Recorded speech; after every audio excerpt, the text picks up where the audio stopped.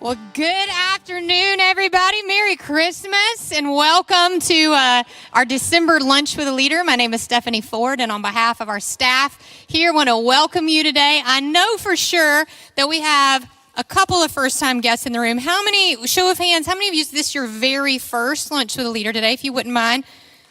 Welcome. Wow, that's fantastic. Well, we say this every time, but the purpose of Lunch with a Leader is to gather leaders such as yourself from all across our community, all different sorts of areas. And it is our hope and desire that if we can pour into you and encourage you, then you can take that same encouragement back into your sphere of influence, and that together we can sort of raise the spiritual temperature, if you will, of our community. We couldn't do what we do, though, without some help from some great friends. So our friends at Chick-fil-A, if you would help me welcome them and thank them. And I'm gonna put him on the spot, and I know he doesn't like this, but we have somebody today who is celebrating their 25th anniversary with Chick-fil-A, and it is their birthday today, and that is Mr. Andy Duncan. A round of applause.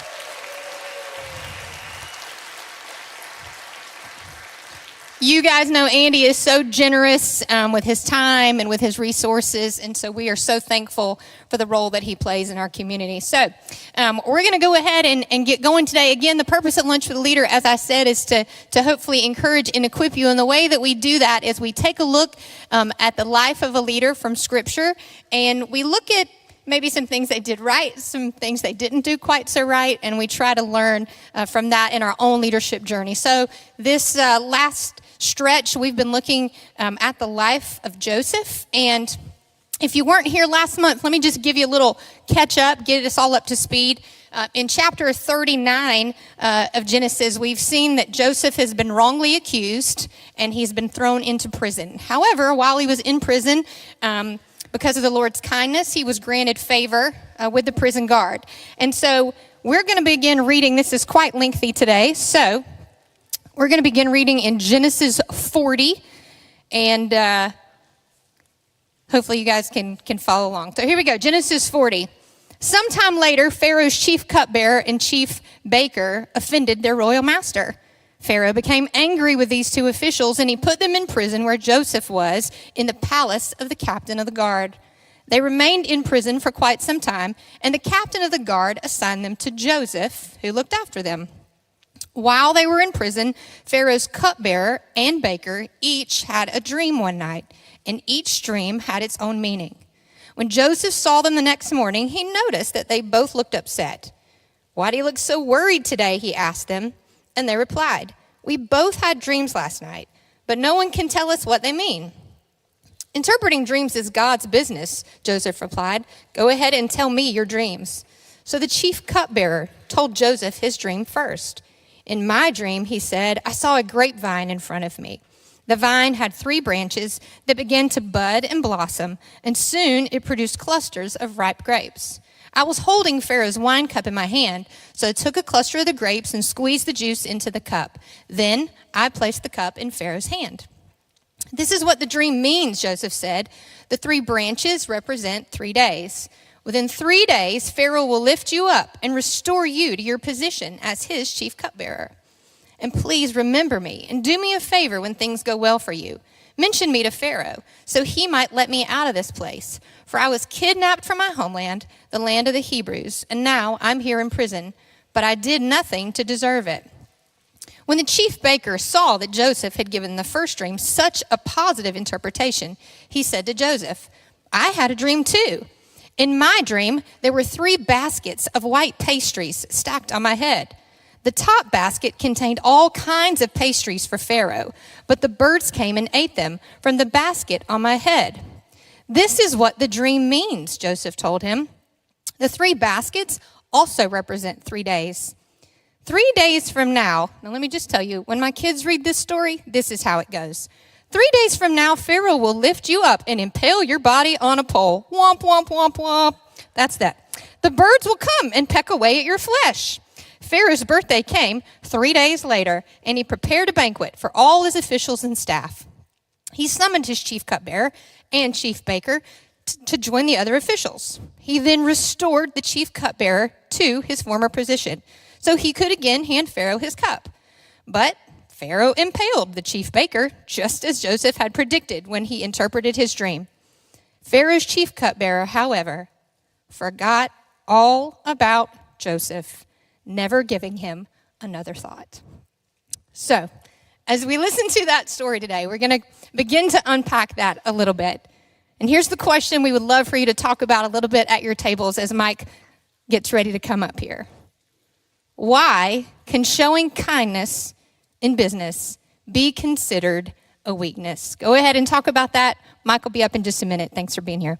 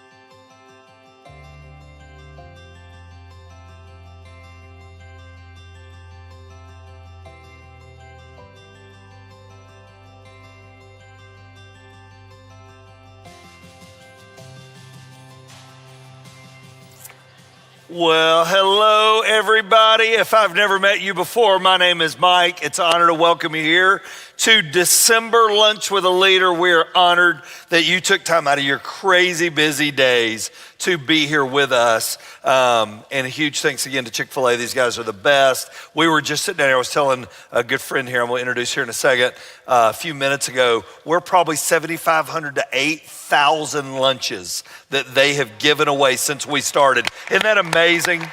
Just amazing. Just crazy, crazy, crazy, crazy. All right. Why is it considered many times a weakness? We've got coaches here, we've got athletic directors here, we've got folks from our armed services here, we got people from business here, law enforcement here. Why is sometimes kindness seen as a weakness in leadership? Who wants to throw me out a thought from your table? Not everybody at one time. All right, here we go. Who's got an idea? Why is it sometimes considered a weakness? People take advantage of you sometimes, just when you are kind. People take advantage of you when you're kind. Is that true? Yes, it's going to happen. Why else is also kindness? Why can it be considered a weakness? I think it's easier to tell somebody no when they're kind. It's easier to tell somebody no when they're kind, okay? Because you don't think they're going to be mean back, right? All right, I get that. Why else can kindness be considered a weakness? A lot of people consider a leader that has to be, or they don't expect kindness from them. Yeah. They just don't expect it, right? There are certain arenas that you walk into, kindness throws you off. Literally, I would say one of the kindest people I have ever met was the former probably 3 coaches ago, Falcons coach Mike Smith. He was one of the winningest coaches in Falcon history. Mike Smith was kind. He was kind. I remember it was the night before the NFC Championship game, and they had called the week before. They had won the game, and they said, listen, we wanted to see if you could come back. I'd just been down there. Could you come back down and do chapel again before the NFC Championship game, and we'll give you tickets to the NFC Championship? And being a man of prayer, I thought I should pray about it. I went, yeah, I think I'm available. I do. I think the Lord just freed up my calendar. It's crazy. And so Casey and I went down there. I remember we got done with the event, and we're getting ready to go, and he gave us a coin. We had done a series that season through the book of Nehemiah, and I remember we're getting ready to walk out, and he stops me. And this is what he says. Now, this is the night before the biggest game of this man's life. He said, how are Shane, Troy, and my boy Shaq? How are they doing? Shane is Shane Queen from North Cobb High School, who played for him at Tennessee Tech. Troy was a linebacker who was a defensive coordinator at Alatoona, and Shaq was the head coach at Sprayberry at the time. He said, I want you to call those boys and tell them how proud I am of the men they've become. The night before the NFC Championship game. That is kind. He is a kind man. He got let go like 2 years later. We went down to Tampa Bay to be with them at preseason camp. And I had to check in and find out who I was a guest of. And I checked in, and the lady who picked me up on the golf cart said, that's the nicest man I've ever met. She said, he already knows my kids' names and my husband's name. Said he just spends time getting to know people. He's kind, right? Joseph modeled kindness. Now, Joseph's an interesting character because Joseph's one of the very few people you ever meet that there really isn't a bad story about.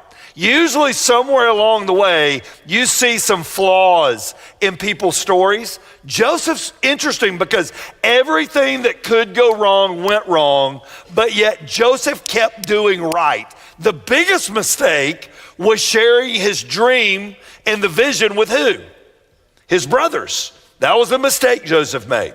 Didn't mean it was wrong. He was probably wrong timing doing it. But we learned some lessons from Joseph about how he handled the cupbearer and the baker that are for me and you. Okay? So let me say this. When this scenario happens, Joseph's in prison. Joseph is not like on a sabbatical. Joseph is not living really large and just gotten a bonus at work. Joseph is in prison, and he's in prison for something he didn't do. How many of you, if you were in prison and you were in prison for something you didn't do, could have a pretty sour attitude? Raise your hand. How many of y'all can have a sour attitude and not even be in prison? All right, there we go. That's more like it. And so that's Joseph. He's in prison, and yet Joseph continues to do the right things. So let me call time out, and let's circle back in the story. We cover characters from Scripture in this because God has left us a playbook on how to live.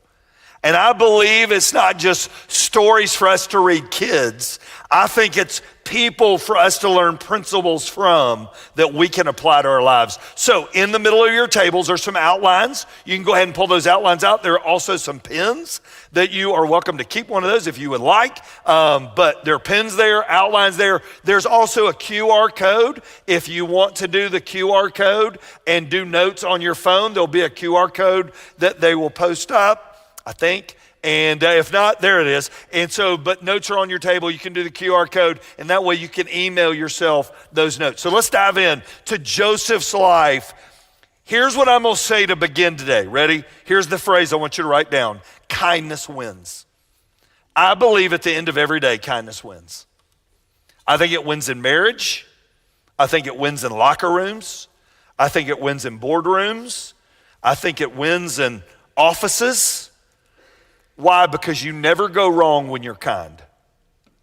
Never go wrong when you're kind. You go wrong when you're not kind. I remember a couple sitting down with me, and they came in for marriage counseling, and they sat down and they began to talk, and I said, okay, I've already figured out what the problem is. And they're like, really? Like, we've gone to a counselor for 6 years. We haven't figured out. What did you figure out? I said, y'all aren't nice. All right, be nice to each other. All right, we're done. All right, and so, because kindness wins. If you can be kind, and I don't believe kindness is a weakness. In fact, I believe it's a strength. Jesus said that kindness is one of the fruits of the Spirit, meaning when he is alive and well in us, kindness should come out of us. Ready? Principle number one. Joseph showed kindness by number one, he showed concern for them. It's really interesting. Really interesting. In verse 6, he said, why do you, cupbearer and baker, why do you look so worried today? Where is Joseph? Help me out. Where is he? Prison. And Joseph noticed they looked worried. Why do y'all look so worried today? What does that tell you about Joseph? What's Joseph doing? He cares. What is Joseph doing, though, with his eyes? He's observing. He's watching. I will be really honest with you. When I am in a bad place, I do not care that you're having a bad day, all right? What I care about is that I'm having a bad day, but not Joseph. Joseph noticed, and he said, you guys look worried today. Three things, ready? He watched their body language. He saw that they looked upset. It's interesting. He watched their body language. What's a way somebody shows that they look upset by their body language? Somebody raise your hand. What's a way that we see by body language somebody looks upset? Sad look on their face. Arms are crossed. Head down. Not engaging with people. Here's a little phrase I want you to write out beside that. Eyes up. So the University of Oklahoma softball girls made this a popular phrase a few years ago when they talked about their eyes are up. They always take their eyes and put them up. I believe as leaders, we have to keep our eyes up, right? As a leader, you got to own how you show up. You may be, how many of y'all have gone to work and had to fake how you felt? Raise your hand. As part of it. I remember years ago, Ronald Reagan had been an actor, and they said, how is acting going to help you as president? And he said, every day you got to act like a president. It's true. There's days you don't feel it, you don't want to feel it. Joseph went in, eyes up. He went in watching the story, and these people do not work for Joseph. He's a prisoner along with him, even though the warden has put him in charge of lots of things in the prison system. He's still one of them. He showed concern by their body language. Letter B, he asked how they were doing. And then he listened. He asked how they were doing, and then he listened. If you ask how someone's doing and you don't listen, what does that say? You don't care. I remember years ago, probably one of the best statements ever made on the podcast, a guy named Bob Tiede, who you've never met, probably never heard of. I found him, I'm trying to fill out the year, and he works with Campus Crusade, and he wrote a book called Leading by Asking Questions. That was his name of his book. And I'm like, oh, that sounds interesting. And so I had him on and didn't know him, and I remember he said, Mike, every time you ask a question, he's talking about in general, you have to ask the question to yourself, am I interested or am I listening to be interesting? Am I interested, meaning am I asking a follow-up question? If I want to be interesting, I'm waiting to hear their answer so I can give them a better answer. If y'all ever met one of these people before, it's like you aren't even done telling them, they're telling you a story. You've never had a conversation with me then because I've done that to you. And so that happens. I struggle with that. And he said, the key is the question behind the question. Joseph didn't just ask a question. He asked the question behind the question. What does that take though? Takes listening. What else does it take? What is that? Patience. What else? Concern. Empathy. Humility. I want you to write this other word out. Time, which we never have any of. We have packed schedules and hurried souls. There aren't a lot of good, deep conversations with people. Why? We don't have time. We have no margin in our schedule to have this conversation because we're heading to something else that's important. I want you to write this little thought down. Ready? People are our business. All of us. People are our business. Chief Westenberger is a chief of police. We've had this conversation many times sitting around the boardroom table at our spiritual leadership group. Why would you say, even as chief of police, that people are your business? What would you say?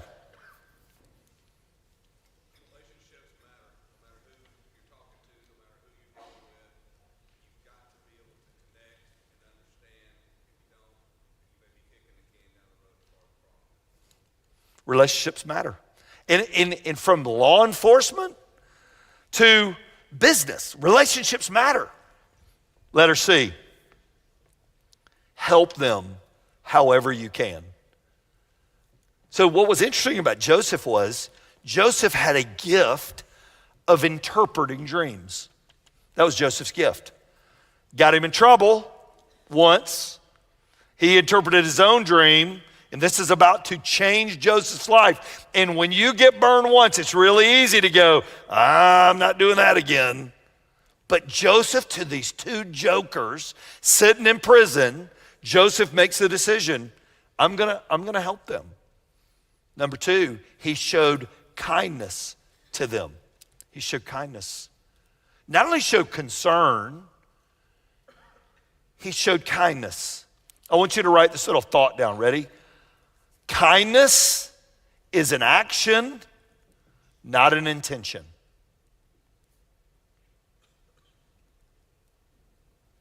What's the difference between showing kindness and feeling like I should show kindness, but I just didn't do it? What's the difference? Difference is action.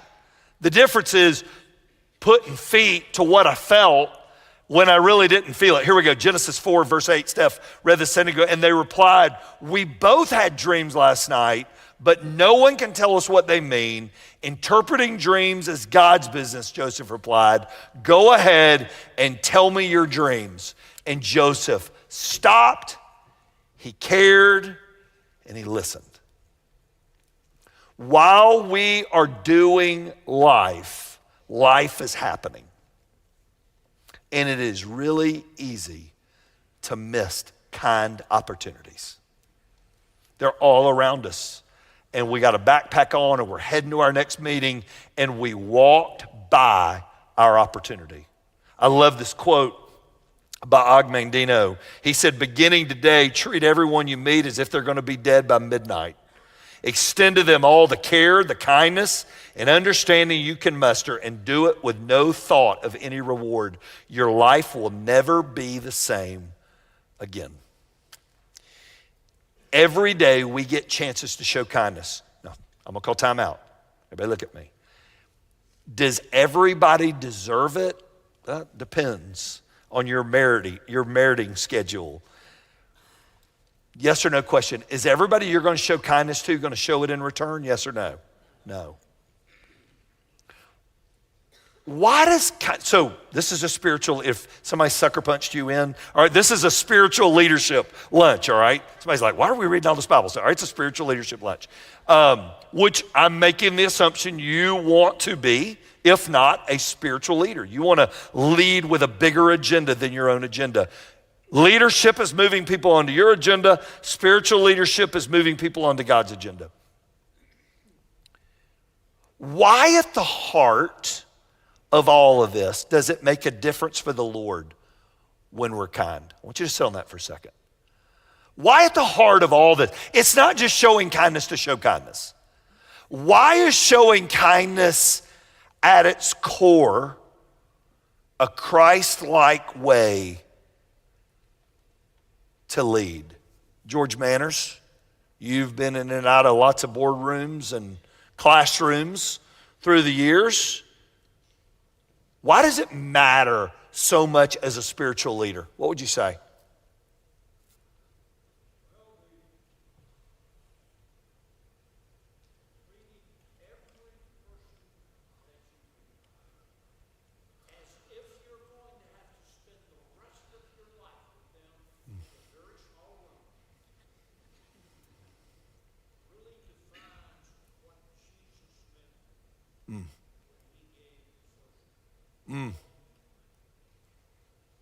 Boy, that's good. Brian Dodd, why do you think it matters so much? You have a chapter on this in your new book. I think for me, there's 2 points, and I'll be very brief. Number one, it's a reminder that I need kindness. So you brought up spiritual leadership. Well, I've got enough sin that it drove Jesus to the cross, so I need kindness. Okay. So number one, I need kindness. Number two, as a Christian, you're a reflection of Christ to other people. Some people you may, as you like to say often, you may be the only Jesus some people ever meet. So every person has value. God wants to tell a story through every human life. So for me to add value and be kind to that person, that's what Jesus would do if he was here. So it's Jesus living through me. So number one, I need it. Number two, I need to reflect Jesus. Ryan Dyer, you walk the halls of a high school up the street with thousands of students. You've been a basketball coach, you're an athletic director. Why is showing kindness a Christ-like thing for you feel like you have to think about it in what you do? Well, I think about it like putting on a uniform. Like it's your every day if you suit up and, I made some comments today that were not lined up with what I want to be. So I think it's just, like Ryan just said, it's not really what you say, but it's what you do and how you carry yourself and the energy you have. I just want to reflect something different. And that's that you're either pointing people towards Jesus or you're pointing them away. It's not real hard. So today, instead of a guest up here, I've got a clip I want you to watch. This clip is from a gentleman named Brant Hansen. Brant has written a book called Unoffendable. If you've never read it, you need to get it. It is a must-read book for every believer in business because as a Christian, you're going to get offended by people. They're going to offend you, like a lot. And he says, basically, we have no right to ever be offended. In fact, we make our greatest difference when we choose to be unoffendable. We have a guy on our, that Drew and Brian are on every Monday, do a Scouts Coaches Bible study. And we have a guy on that call that said, I wish that he's a Hall of Fame baseball coach. He said, if I'd have read this book 28 years ago, I'd have been a better coach. because I used to get offended by things my players would say and my players would do. And as a Christian, I'm like, you can't do that. I want you to listen to the story that Brant tells in the podcast from his book, and then we'll talk about it. Check this out, would you? And you even go back to his first sermon in Matthew chapter 5 when he's talking about salt and light. And you tell the story in the book, and it's a great story, of John and Bill. And John is a friend of yours. They're baseball guys, they're baseball announcers, well-known baseball announcers. And you tell the story of John's influence. Unpack that story a little bit for everybody listening in. And what was the power of the influence that he carried? So John is a pretty straight-laced guy. He's a brilliant announcer, and he also does, just for fun, he does PA for spring training games. He's just great. He's incredible at it. I filled in for him. The guy who sits next to him or sat next to him for years is very profane. I mean, just almost straight up pornographic in the way he would talk about women he was seeing in the stands and stuff. This is just in the press box, and he's working, he's a former major leaguer and had his day in the sun for sure. I don't want to identify who he is, but just really tough to take. And the whole time I'm sitting there and I'm hearing this stuff, I'm like, how in the world does John handle this? Because John's so straight-laced. And so this other guy, Bill, I changed his name, but he's like, do you know John? He said to me, like, yeah, I'm filling in for John because John asked me to fill in for him. He's like, that guy, let me show you what he did for me. And he goes and grabs this plaque, and it's a cover of Sports Illustrated that has Bill on it from back in the day. And John had it made for him and had put a message on the bottom of it. It was beautiful to Bill. And Bill starts crying while he's talking to me. He's like, that John, you know what about John? He treats everybody the same, he said.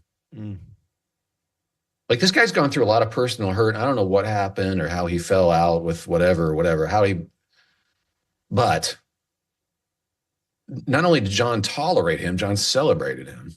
And he didn't flinch at the way he was. He's not scandalized by cuss words. He's not like, I can't hang out with this person.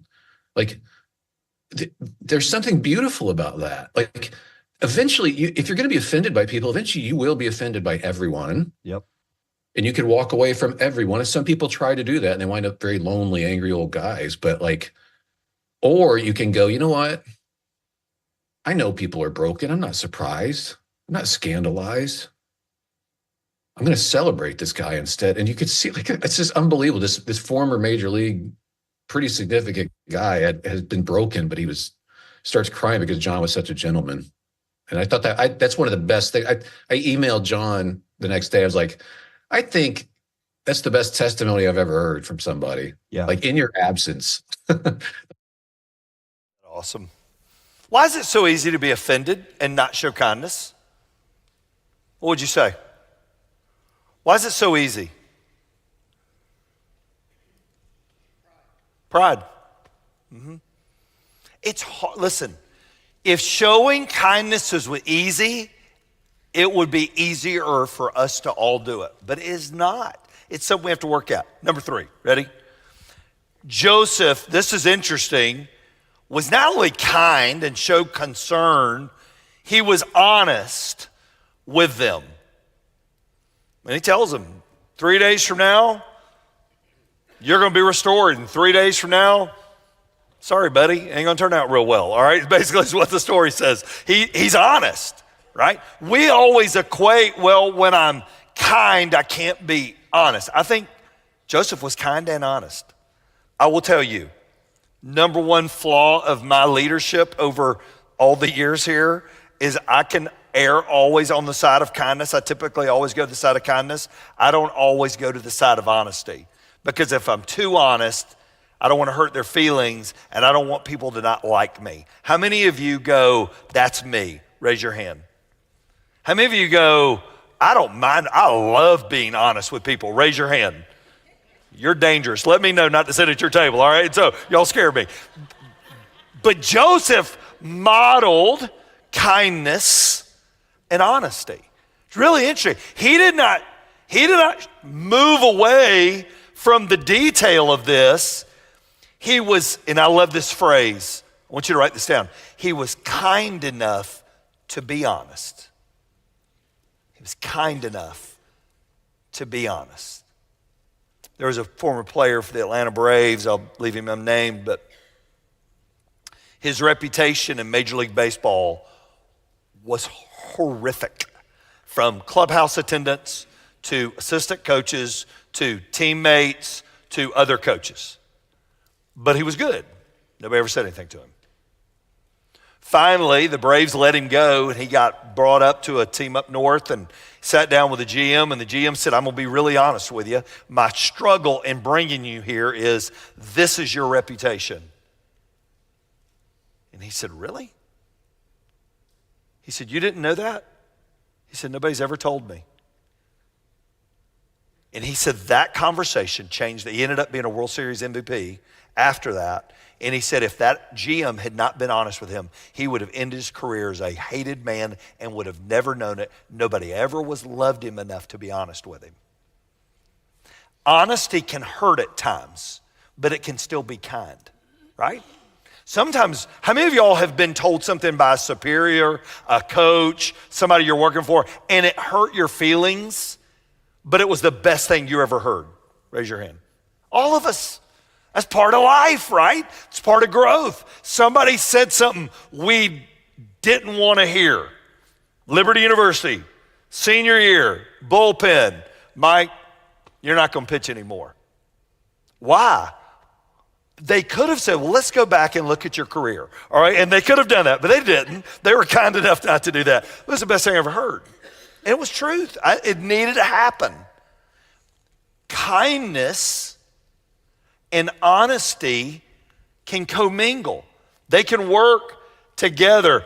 I love this little phrase. Honesty is love in kindness.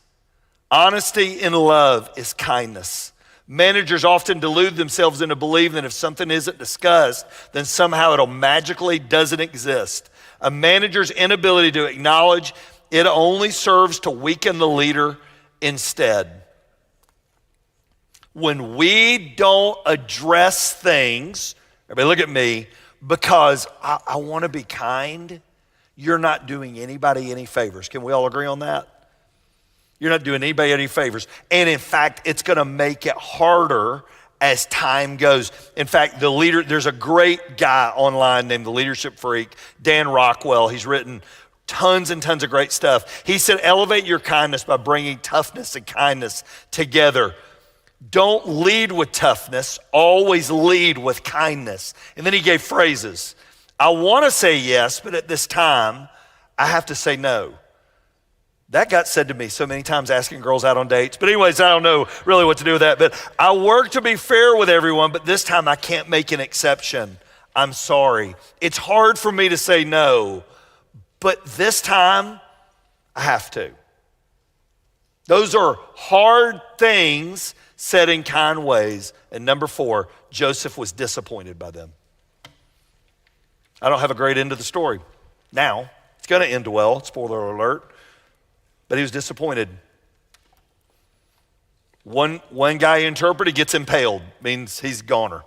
The other one gets elevated to his old position, and he forgot Joseph. Everybody look at me. For 2 years. You interpreted the guy's dream, and all Joseph asked, hey, when you get back in the palace, just remember me down here. You got it, buddy. You got it. And he gets up there. 2 years later, he remembers Joseph. Sometimes showing kindness may lose something for you short term, but gain something for you long term. So today, I want to invite 3 people up to the stage. Andy Duncan, come up here real quick. Mayor Alligood, and Dr. Ike Reichard. Would y'all welcome these guys up to the stage?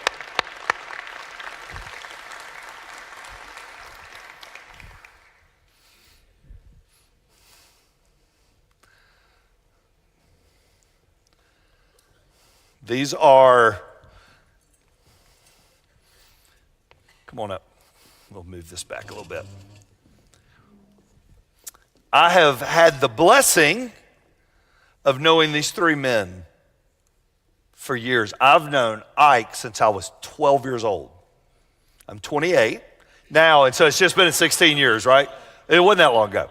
I've known him since I was 12. I've known Andy since at least 25 years here in this community. And Mayor, how long have you been mayor now? 23 years. What do all these men have in common? Anybody want to raise your hand? If you know them, a lot of you know them. Somebody raise your hand. What do they have in common, Angie? Kind people. Ryan Dyer. Servant leaders. What else do they have in common? These three men. They're always for other people. What else do they have in common? Success. How many times have you had somebody run against you as mayor? Wouldn't it be nice to live in the United States of America and we didn't deal with another election? Never had anybody run against him, and none of you get ideas. Do not let it germinate from this room, all right? And so, is the best. James Albright, you've served in the city of Ackworth for how long? 25 years. What can you say about Mayor?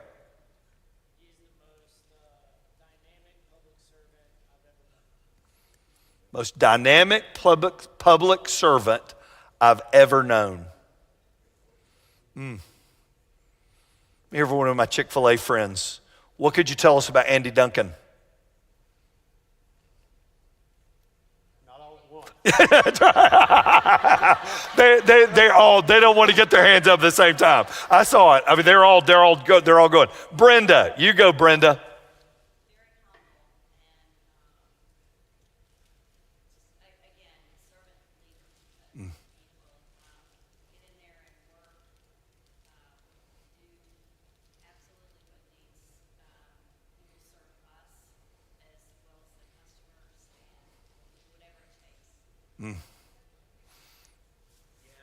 His generosity, not only with his resources, but his time. So like if I'm doing like an orientation with these 16-year-old kids, he's going to stop by and listen to their story and ask what's going on and their name and where they're from. And he's going to let them know that if there's anything I can ever do to you. And we have 300 team members. If I can do anything for you, please come talk to me. Ann Lynch, I'm going to put you on the spot. I've never called on you. I'm using my one bullet. I got one bullet. I get to use it every year. What would you say about Ike Reichard?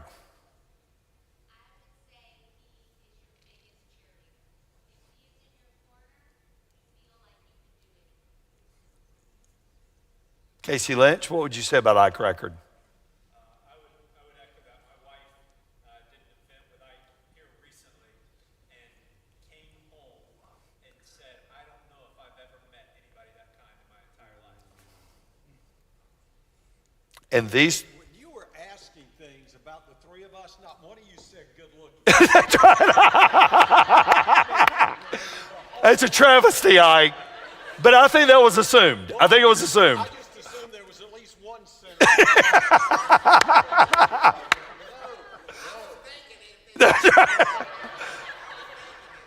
Here's what I love. When I was writing this and Steve had sent it to me and we were going through it over the weekend, these three men are the picture of kindness.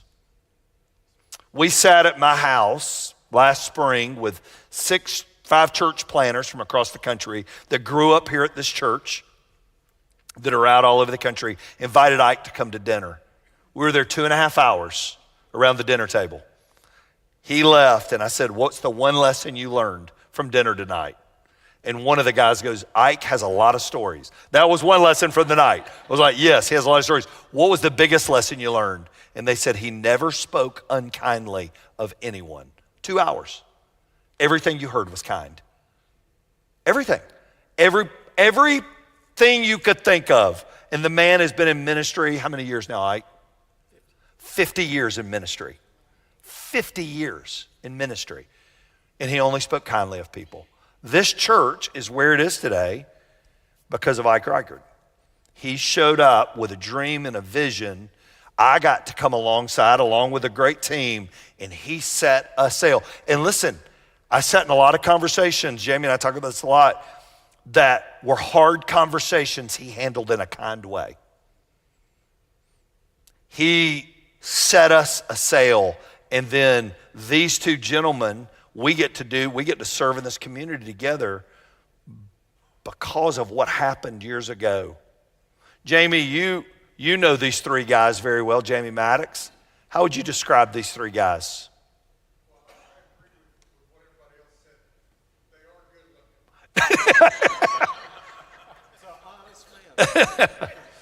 No, they're all humble men that in my view, exude what Christ was about when he reached out to everyone. That's right. Just church people, but to everyone he ran into. And Ike has a special place in my heart forever because one day, years and years ago, he put his hand on my shoulder and said, "One day you're going to work at NorthStar." I was at Coca-Cola, and I'm not in church. But all three of them are special. I love playing pickleball with Tommy. And Andy is just so kind to my whole family when he sees them. And I love everyone. It's good stuff. Would y'all pray with me? Father, I thank you for these three men. They're on my Hall of Fame wall. And God, when I think about your kindness to me, God, I think about how you showed kindness by crossing my path as a 12-year-old with New Hope Baptist Church. And then moving me here to this community that I'd never been to so I could meet Mayor Allie Good and Andy Duncan. And all of them have added to my life by their kindness. They hear, they listen, they love, they show up, and they walk in when everybody else is walking out. All three of them. God, today I pray that they become models, modern day models for us of what kindness lived out looks like. You really do, in honor of Christmas, become the richest man in town when you do it God's way. And so, God, we thank you for them. We thank you for our time together. And we thank you in Jesus' name. Amen. Amen. Will you help me thank all of these guys today? I think another word for me that describes all four of them is consistent.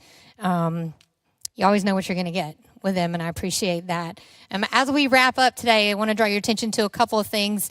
You saw a clip from Mike's podcast. He's got a new podcast out with Phil Ryson this week, who's an athletic director. And so if you are working at all in youth sports and want to take a look at that, you can go over there and check that out. Also, we have a leader's toolbox. If you want to opt into that, and somebody asked me last week, if I opted in once, am I in? Yes, you're in if you've already done that, but you can scan that QR code, and it'll just give you kind of a recap of today and maybe some information that you want to pass along and share with those on your team. There also, speaking of sharing with your team, there are some Christmas Eve invites there on your table. Shameless plug for us here at NorthStar.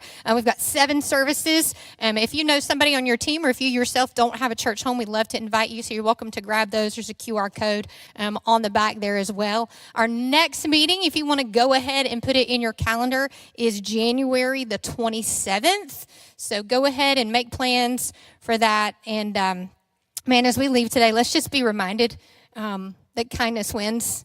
Let's do kind things for other people, not because of who they are, but because of who we are. Thank you guys for being here. Have a great day. You're dismissed.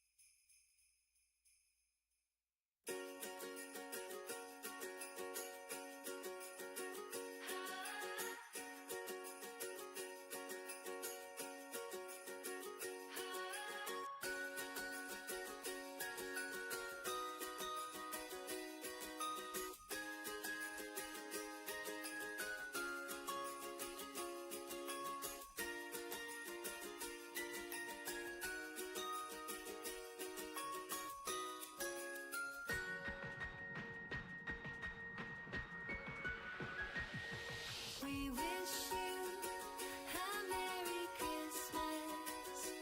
We wish you a Merry Christmas. We wish you a Merry Christmas and a Happy New Year. Good tidings we bring to you and your kin. We wish you a Merry Christmas and a Happy New Year.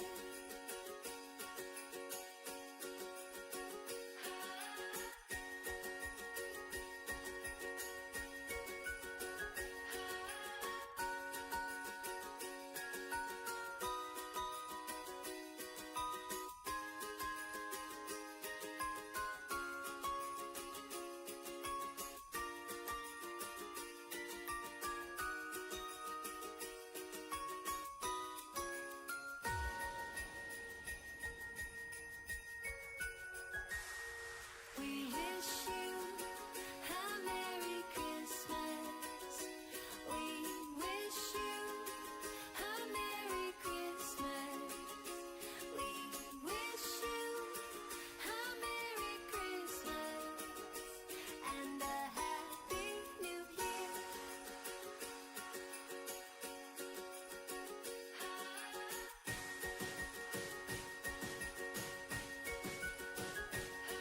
Good tidings we bring to you and your kin. We wish you a Merry Christmas. We wish you a Merry Christmas and a Happy New Year.